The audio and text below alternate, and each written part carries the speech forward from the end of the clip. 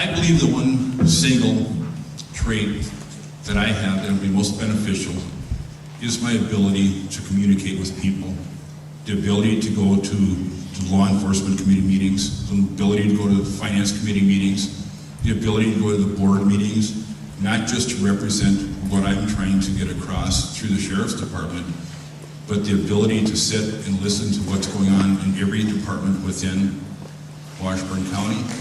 I think in order to communicate with people, you have to understand what the role is in their other department heads, understand what their role is, what they're doing, and then I know how I would fit within the sheriff's department in this big picture, which is Washburn County. Yes, I would say the one trait I have is I bend but I don't break.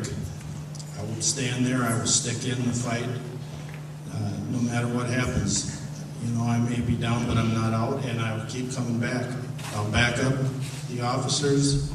I'm going to listen to their problems. I'm going to listen to the jailers. I'm going to listen to the community, and I'm going to do everything I can for the citizens and the staff on the department, and I won't give up on any of them. So that would be, I guess, my traits that I won't quit. I won't bend. I'll bend, but not break.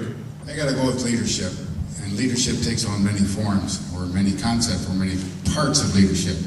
And motivation is one of them. Willing to not just send somebody in to do something that I'm more willing to do myself or have done in the past.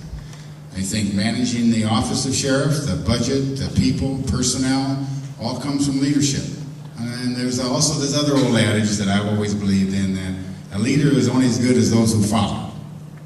And the ones that follow right now are great people. And not just in the sheriff's office, but in the all of the departments that we work really closely with, which is the human services is the one thing that really sticks out, in the court system, of course. Having the ability as a leader to work with those departments so we can solve the little problems, the day-to-day problems that we might have, work for a solution to the problem when there is one. And that's part of leadership. And that's really what it's all about. If you can't lead people, which we have about 40-some, I think, now, that's a lot of people to take care of. And I look at it as take care of them because I believe they're part of my family. And I think that's really a good point, is that the ones that follow me make me what I am today. The one trait I'd like to state is my ability to work with people. I can work with any race, any group of people with mental health issues, the rich, the poor. It makes no difference. I can work and take control of the situation and get the job done.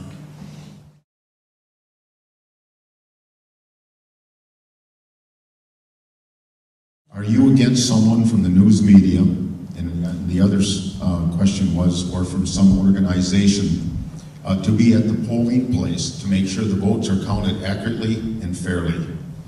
And I'll start out with you, Matt. Absolutely not. I think it should be ultimately think it should be a fair election. That's what this is all about.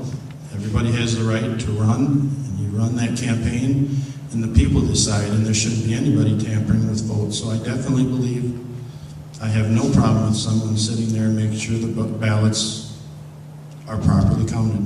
I follow the laws of the state of Wisconsin when it comes to polling places. You can't have signs so far away, all this kind of. I don't show the polling places except when I pull into the bus shell first thing in the morning and vote.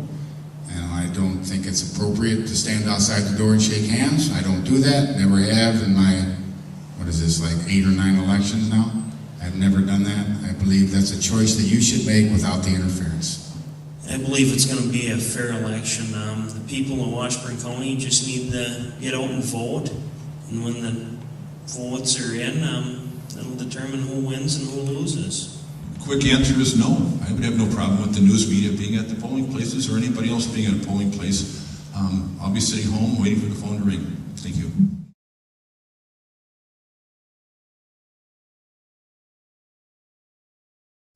My belief is, I don't care if you're an elected judge, sheriff, police chief, anything. You're not above the law. Everybody should be treated equally and fairly, regardless of who they are or what they are. There's nobody out there above the law. In fact, if I stop a police officer I would hope that he's more embarrassed than I am to stop him, because he should know better. He sets a rather poor example. It puts me in a very difficult position. I think that it's such a poor example to have people that would think they're above the law and expect favors. I believe that we're human beings. I believe we should be treated like anybody else. If I do something wrong, if I get stopped by a state trooper for speeding, I would hope I would be able to look right at him and say, I'm sorry to have done this to you, and please go ahead and write me that ticket. I don't want to put you in a position like that. No, I don't believe that law enforcement or elected officials are should hold any higher standard than the public. We are all equal in this. If they're screwing up, they need to pay the consequences, just as they're citizens. We're citizens. That, even though just because you're a law enforcement officer doesn't mean you're not a citizen. When you're off duty, you're at home, you're doing the same things everybody else is doing. So it makes you just the same. So no, I don't think there's any special treatment should be given. I agree. No one else is above the law. And I'm not sure what generated the question, but it could be also, you got to remember that everybody's a human being, and everybody makes mistakes. And we as a society, as a sheriff's office, as the courts, as the district attorney, as anybody else, is that if a public official is stopped on the road for speeding, or another police officer is from another state or whatever, I would hope that nobody here would think that they need to be treated more harshly than anybody else, because that would definitely be inappropriate. And if one of my family members got stopped for speeding, I'd want them to be treated the same way that officers that stopped them, they treat anybody else. Don't give him a ticket just because he's a sheriff's kid, but that has happened before, and that's unfortunate. But I do believe that everybody should be held accountable. I got stopped twice by the state patrol in 19 years. Last ticket I got was in, I think, New Mexico about 47 years ago. And I was wrong. I paid my ticket and I move on. Actually, I didn't get the two troopers didn't give me a ticket, by the way. It was in their warning zone, that speed that's not quite the ticket, but yet, you better stop you and slow you down type thing. I'd freely admit that. I'm a human being. I make mistakes, but I should be held accountable as you are held accountable.